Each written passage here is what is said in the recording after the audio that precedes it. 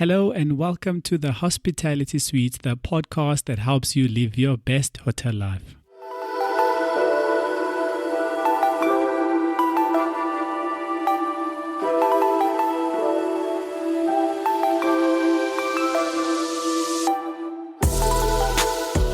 So there are things that hotels do not want you to know.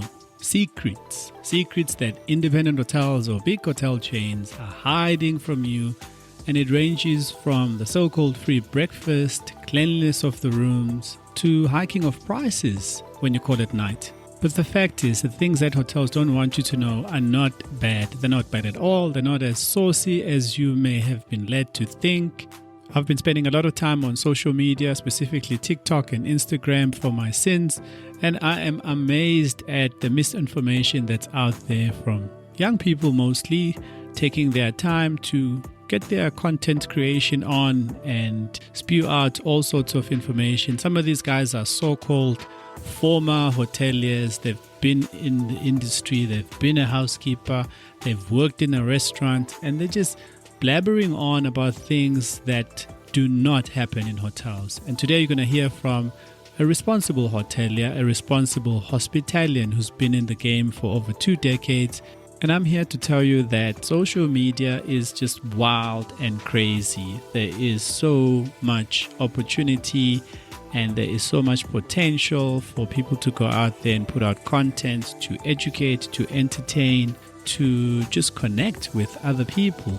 But also there is a real danger with some of these guys going out there talking about things that they clearly don't know anything about, and without any just concept of just brand reputation. When I say brand, I'm talking about the industry brand. I mean, there's a brand that the industry would like to portray, which is hospitality, serving people, being in the business of people, looking after people. And some of this content is just contrary to that brand image the industry wants to portray, because these guys are going on about all sorts of things, all sorts of secrets, like carte blanche, top expose type of nonsense that the hotels need to be obviously exposed about, according to these geniuses. And the first thing that was quite interesting on the list was they're talking about overbookings. Most of them, or some of them, are talking about overbookings that hotels intentionally overbook.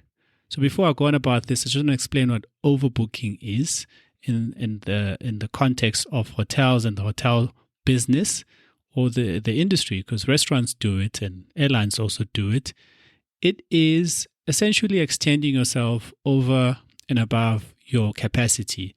So if you have got a 400 bedroom hotel and those are the rooms you have obviously available to sell, you can sometimes sell 5, 10, 15% if you want, depending on how you manage your property over and above those 400 rooms. But it's not done in a reckless manner. There is a technique, there is a process, there is a responsible way of doing it. Let me break it down for you even further so that you understand.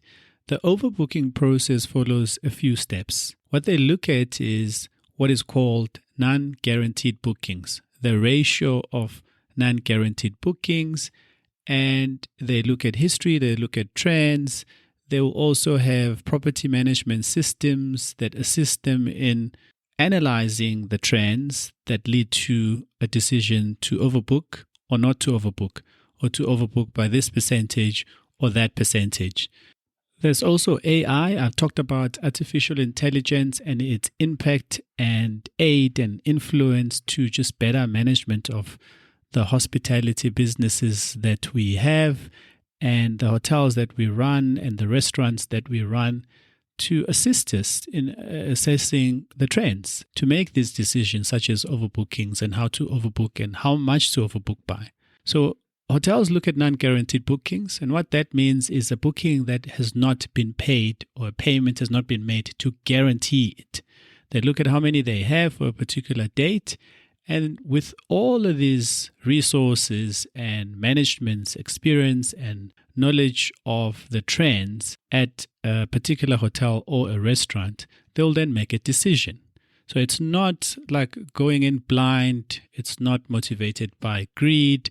It's essentially trying to protect yourself from ending up in a situation where you may not end up being full because of a high ratio of non-guaranteed bookings. What usually happens, or what must happen, is that hotels then must manage the overbooking process, manage the non-guaranteed ratio, make sure that before your arrival everything is in order and you're not ending up with a situation where you are walked from one hotel or another, which happens.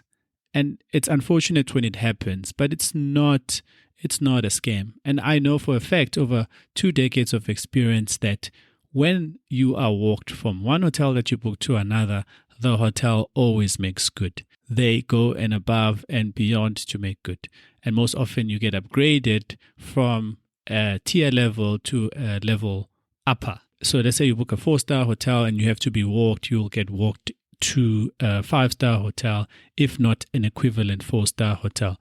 These are things that don't happen all the time. These are things that hotels want to avoid at all costs. It's normal practice, I would say, but it has to be done responsibly in a way that is calculated, and ideally it should not ever impact the customer. But to call it a scam or to make it as if it's some shady thing that hotels do, as biased as I may seem, I think I disagree. I think if you follow a process to operate a certain way, given certain trends, certain analytics and certain ratios, is okay. I'm sure many other businesses do it. I almost forgot that great hotels, should they find themselves with an overbooking situation, will go and communicate with the customer that's going to be impacted in advance to let them know what the alternative arrangements are, or what the alternative arrangements are going to be. And they take into consideration location. So the location that the customer obviously wanted when they booked your hotel. So they need to find somewhere close by in the vicinity, around the area. They look at star rating of the hotel. So if you had booked a 4-star hotel, they're going to book you an equivalent or ideally better, just for the inconvenience. And they look at how you are going to get from that hotel to the alternate hotel that they arranged. They'll most likely pick up your transport, take you there. Somebody will help you go and assist you and check you in at the hotel.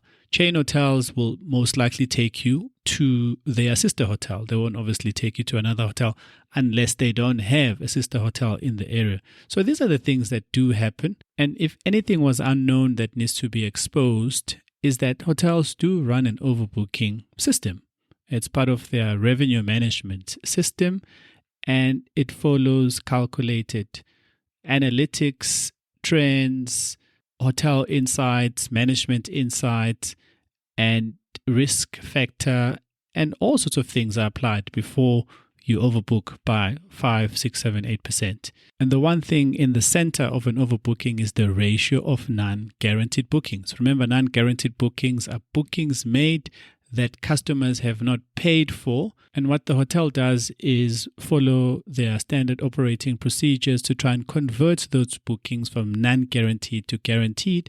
But should they find themselves in the process of trying to convert that, they still remain with a percentage of bookings not guaranteed, they then take that ratio and apply it and use it to educate themselves on how much to overbook by. So it's calculated, it uses analytics, all the other resources that I've given you, and it follows a process. There is a risk factor that is applied.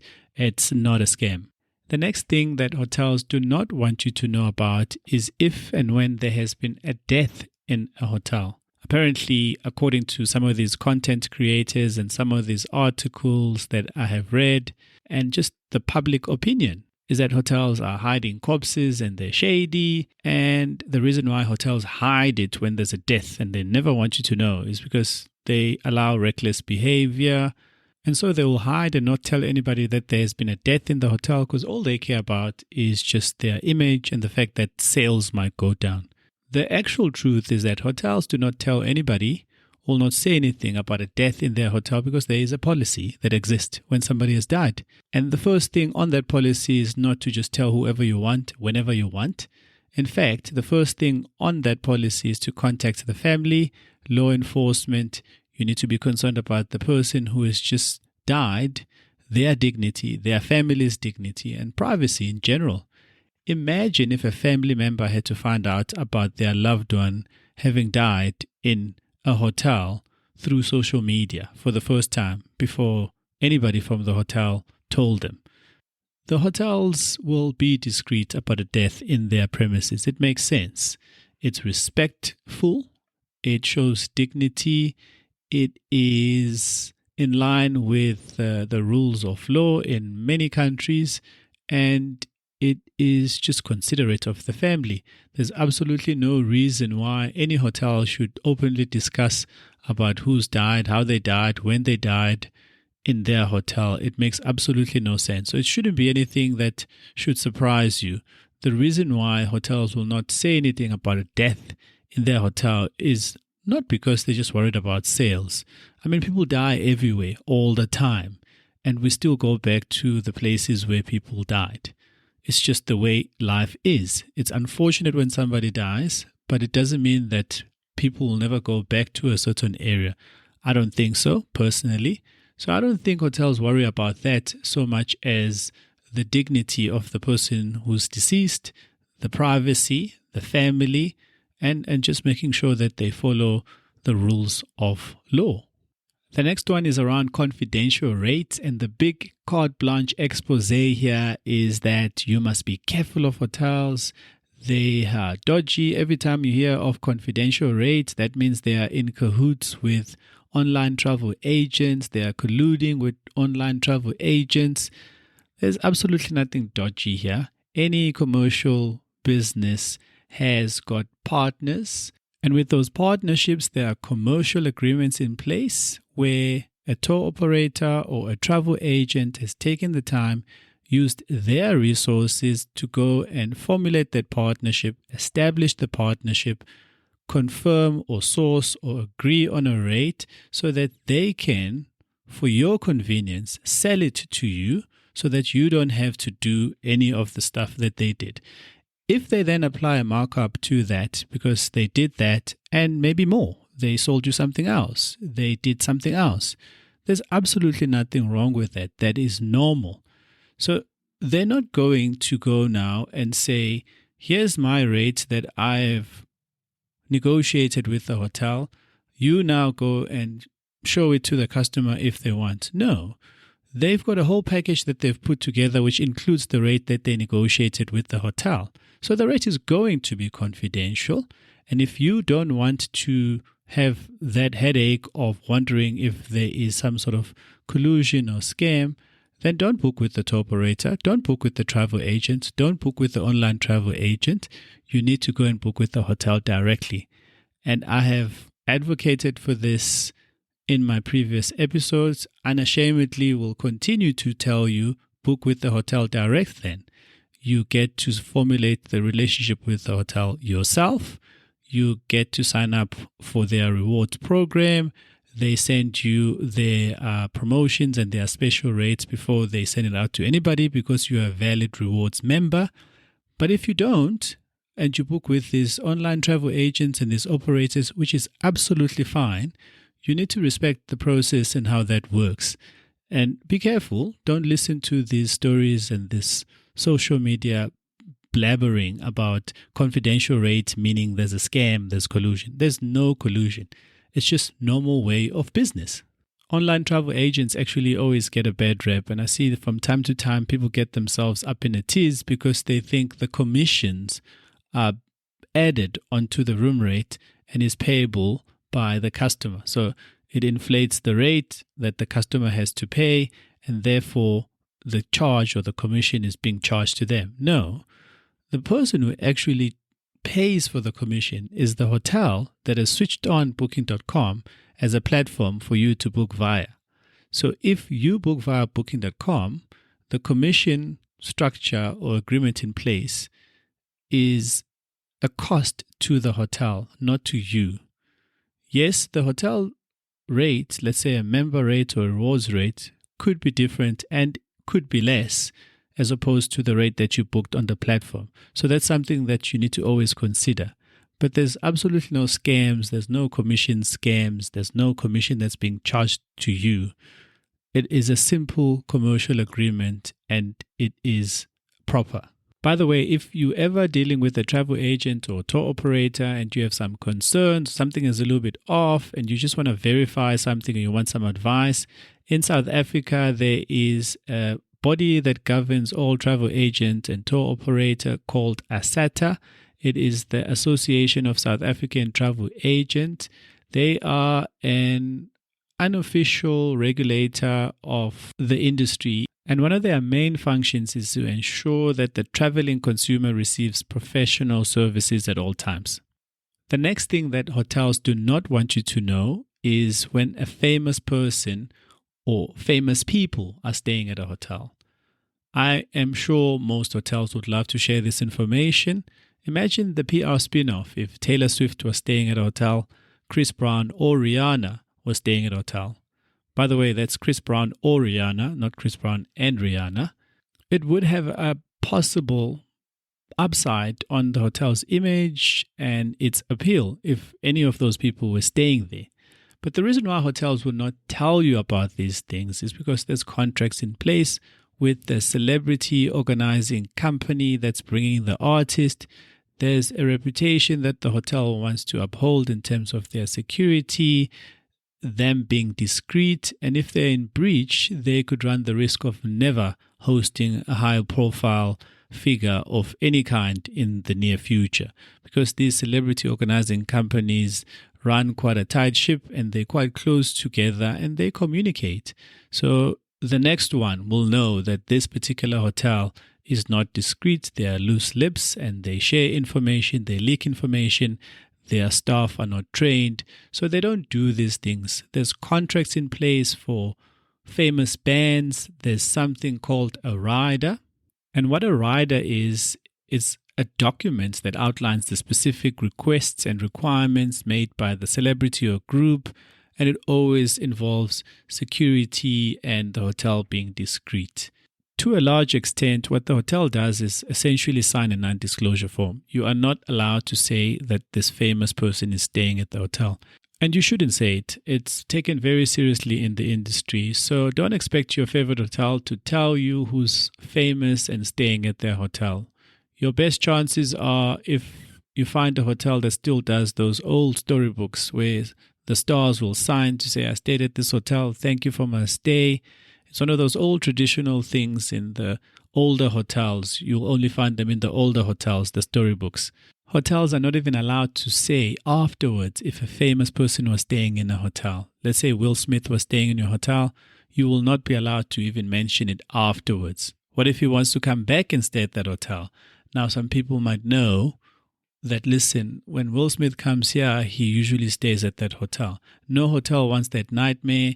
They want to be seen as reputable and able to be discreet and professional so they can host many, many other stars. So are hotels full of secrets? Yes, but it's secrets that are meant to surprise you in a good way. It's not that collusion, conniving, and just dodgy, shady kind of things that you sometimes will come across content saying that this is actually what hotels do. No.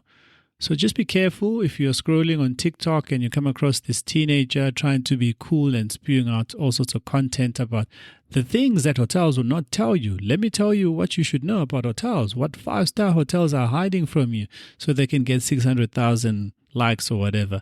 It's pure nonsense. Hotels are in the business of people, and we understand that more than ever after COVID, we are respectful of the customers that come in because we understand and appreciate that they pay our salaries. You know the saying that customers pay our salaries? It cannot be truer than whenever it was conceptualized. It is just something that we respect, customers' privacy. So we're not going to tell you who's famous and staying at the hotel. We're not going to risk partnerships with tour operators and travel agents and divulge confidential rates, but now you know why there's confidential rates. We are not going to overbook recklessly because we are greedy and do all sorts of dodgy things. You understand that it's systematic, it's calculated, it is based on risk and trying to convert non-guaranteed bookings to bookings so that a hotel can be full. because every hotel wants to be full. There's not one hotel that's in the business of hotels and not wanting to be full. I really hope you found today's episode informative, insightful, educational, and just maybe brought some light to some of the things that you may have been wondering about. And if you want to hear more information about hotels, the life of hotels, how to live your best hotel life, do me a favor and press the follow button or subscribe button on whatever platform that you are listening from. Also press the notification bell so that you are notified in advance of the next episode, which is every Thursday. I always have fun putting this together for you. And as always, keep exploring, keep discovering, and keep embracing the world of hospitality. Cheers for now.